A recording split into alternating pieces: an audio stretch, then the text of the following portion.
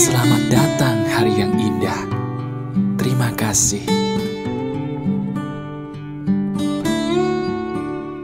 Halo teman-teman, apa kabar? Ada saya kembali, Aryan Surya, sahabat baik kamu dari Pagar Kehidupan.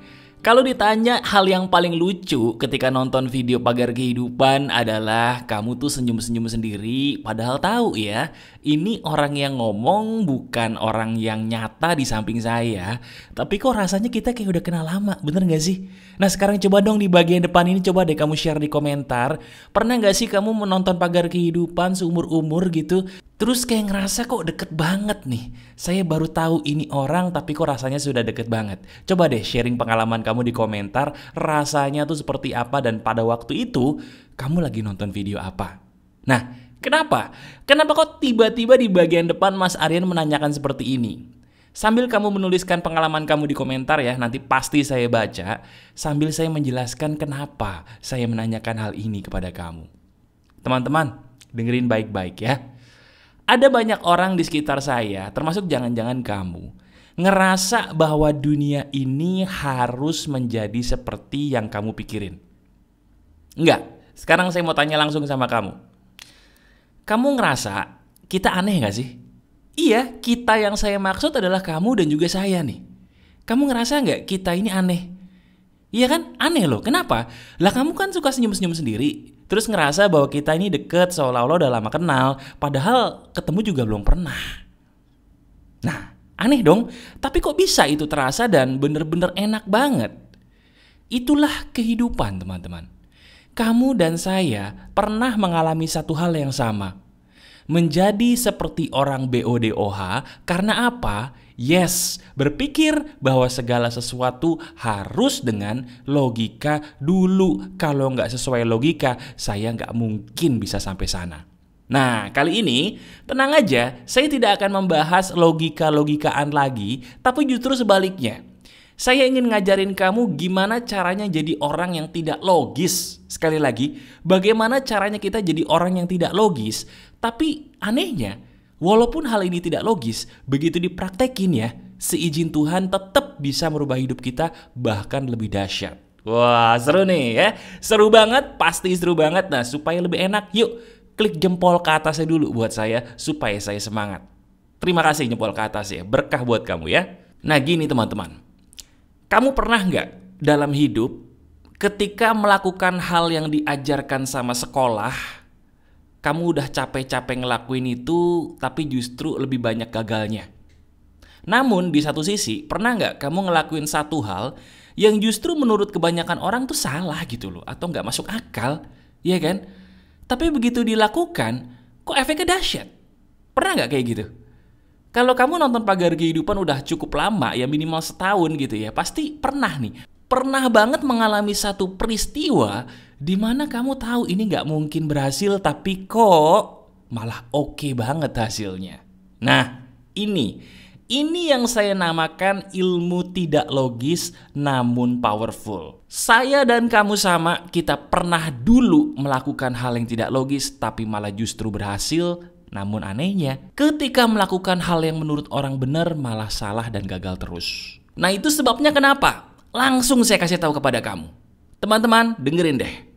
Kamu bisa ngelakuin hal apapun, tapi kalau tidak tahu rumus dasar ini, itu sia-sia belaka. Rumus dasar itu adalah, kalau kita ingin mendapatkan sesuatu, tolong berikan bukti kepada Tuhan semesta alam. Saya ulangi, kalau kamu ingin mendapatkan sesuatu, cukup apa? Halo, cukup apa? Cukup berikan bukti kepada Tuhan semesta alam bahwa aku mampu loh menerima apa yang aku pinta kepada engkau tadi. Nah ini, sekarang kita telaah ilmu sederhana tapi powerful ini. Dengerin.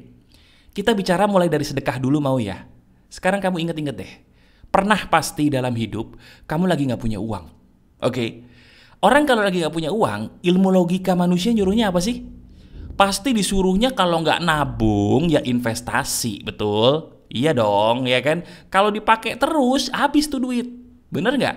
Kalau diinvestasikan baru berkembang, betul nggak mas? Logis nggak? Logis, menurut logika manusia. Tapi sekarang saya mau tanya, pernah nggak kamu nabung tapi duitnya makin nggak ada harganya? Pernah nggak kamu nabung tapi duit kamu, maaf nih, bukannya makin nambah, malah makin habis tuh di tabungan? Dan belum lagi kita bicara soal investasi.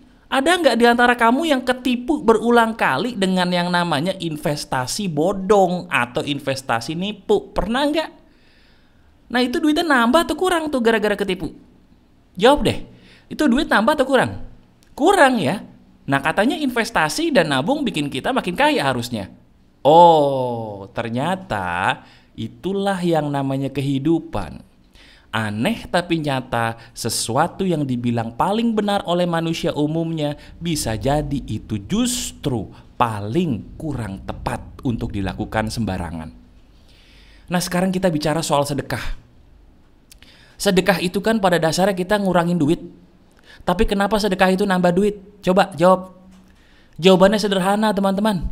Ketika kamu berbagi duit atas nama kebaikan, kamu sadar gak sih di saat itu diri kamu, diri kita lagi ngasih bukti nih sama Tuhan semesta alam bahwa hey, aku bisa loh kalau engkau titipkan duit lebih.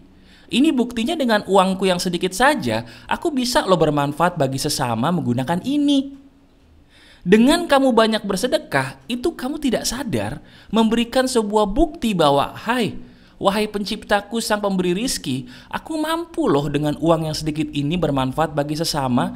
Jadi, kalau dengan uang yang sedikit ini saja saya mampu, bisa dan boleh engkau berikan saya lebih. Nah, akhirnya itu yang membuat orang dan menyebabkan orang kalau sedekah nggak mungkin miskin. Kenapa? Karena dengan kita berbagi, kita memberikan bukti kepada Yang Maha Kuasa bahwa saya mampu untuk jadi kaya. Ulangi bersama saya mampu untuk jadi kaya. Nah, sekarang kita pakai pola ini teman-teman. Kenapa kita nggak pakai pola yang sama seperti untuk sedekah tadi untuk hal lain yang kita mau?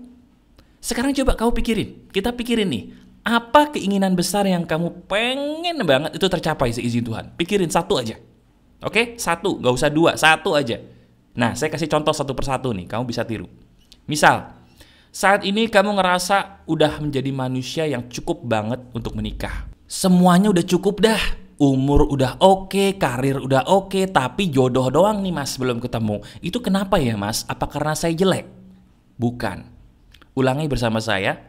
Tuhan akan memberikan doa pengkabulan kalau itu baik untuk kamu saat ini. Ulangi bersama saya. Tuhan akan mengkabulkan doa yang pas dan baik untuk kamu saat ini. Kalau kamu selama ini udah minta jodoh, udah sering berdoa sama Yang Maha Kuasa minta jodoh, udah, tapi belum dapet juga, belum datang juga. Coba kita berkaca deh. Apa bukti yang kita rasakan sudah kita berikan kepada Tuhan bahwa saya pantas loh dapat jodoh? Saya ulangi, coba bagi kamu yang sudah berdoa minta jodoh tapi belum ketemu-ketemu juga, belum datang-datang juga selama ini, coba kita lihat ke dalam diri kita ya, tanyain ke diri sendiri, apa sih bukti yang sudah saya berikan kepada Tuhan semesta alam bahwa saya tuh pantas loh ketemu jodoh yang baik saat ini? Apa bukti yang kamu berikan kepadanya?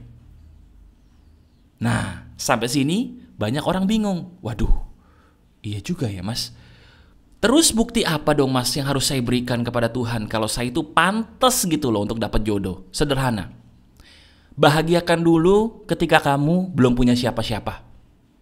Saya ulangi, kalau kamu ngerasa pantas untuk punya pasangan, bahagiain dulu diri kamu ketika kamu belum menemukan pasangan. Itu bukti kepada Yang Maha Kuasa bahwa kamu pantas loh untuk saat ini dikasih pasangan. Kenapa? Nah ini penting nih, tolong kamu dengerin, tolong kerasin volumenya nih, ya dengerin. Orang kebanyakan di antara kita itu cari jodoh buat pelarian. Bener nggak? Banyak di antara kamu sebagai sahabat saya, ketika saya tanya kenapa kamu pengen banget dapet jodoh, alasannya sama, supaya saya bahagia. Itu bahaya loh. Kenapa? Karena itu alasan yang salah. Orang yang bilang cari jodoh untuk bahagia, itu berarti dia menggantungkan kebahagiaannya sama pasangan. Ketika kita menggantungkan kebahagiaan kita sama pasangan, coba, menurut kamu, apakah itu benar atau salah? Saya ulangi pertanyaan saya, ketika kamu menggantungkan kebahagiaanmu kepada pasanganmu, bukankah di saat itu musibah datang berkala ya sama hidup kamu tentang cinta? Berarti itu salah atau benar? Salah, kenapa? Karena kamu menuhankan dia. Dan itu yang bahaya. Banyak di antara kita nggak sadar menuhankan Tuhan yang lain. Salah satunya adalah pasangan. Itulah sebabnya kenapa Tuhan itu menahan jodoh kamu. Karena selama ini cara pikirmu tentang pasangan masih keliru. Itulah fungsinya pagar kehidupan. Saya sebagai sahabat kamu nih dari jauh menuntun pikiran kamu supaya hey, yuk kembaliin lagi ke jalan yang benar tuh pikiran kamu. Kamu pengen punya jodoh, bagus, tapi bahagiain dulu ya ketika kamu sendiri. Karena ketika sendiri bahagia, di saat itulah kamu pantas untuk punya pasangan. Kenapa? Karena di saat itu kamu tidak akan bergantung pada pasangan untuk kebahagiaan. Kamu bahagia dulu ketika sendiri, lihat deh, di saat itu jodoh kamu datang. Itu aneh namun fakta. Coba tanya kepada orang tua kamu, di saat apa bapak dan ibu kamu bertemu? Apakah di saat mencari atau di saat tidak mencari? Saya berani jamin, banyak di antara mereka akan menjawab, aku ketemu pasanganku di saat aku tidak mencari. Kenapa? Karena di saat tidak mencari itulah justru dia paling pantas di mata Tuhan untuk dikasih jodoh yang terbaik. Jelas sampai di sini? Ini emas nih. Nah sekarang tugas kamu sederhana teman-teman. Apapun keinginan kamu, tolong buktikan dulu sama Tuhan bahwa kamu tuh pantas untuk dapat itu. Kamu pengen jadi pengusaha yang sukses. Oke, ketika jadi pengusaha yang belum sukses, kamu ngapain? Bermanfaat nggak bagi sesama? Bermanfaatlah dulu kamu bagi sesama dengan usahamu yang belum sukses. Maka suksesmu akan datang. Kamu pengen diterima di perusahaan yang kamu mau nih, perusahaan idaman kamu. Apa buktinya kalau kamu pantas dapat itu? Buktikan dulu sama Tuhan. Ketika kamu belum diterima, kamu banyak berterima kasih atau banyak ngeluh? Terima kasihkan dulu apa yang sudah Tuhan kasih, nanti bisa jadi yang dikasih itu yang lebih baik dari yang kamu pinta.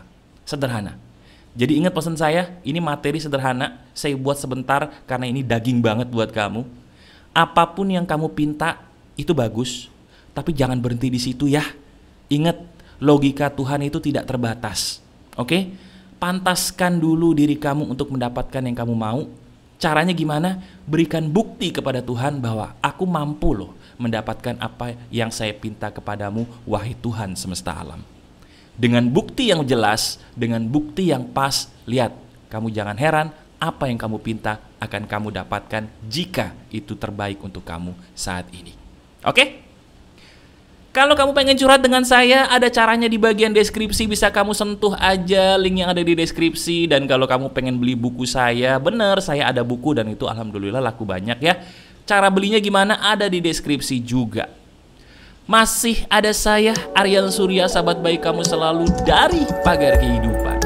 Tetap keep the spirit, keep sharing, and keep loving. Bye-bye.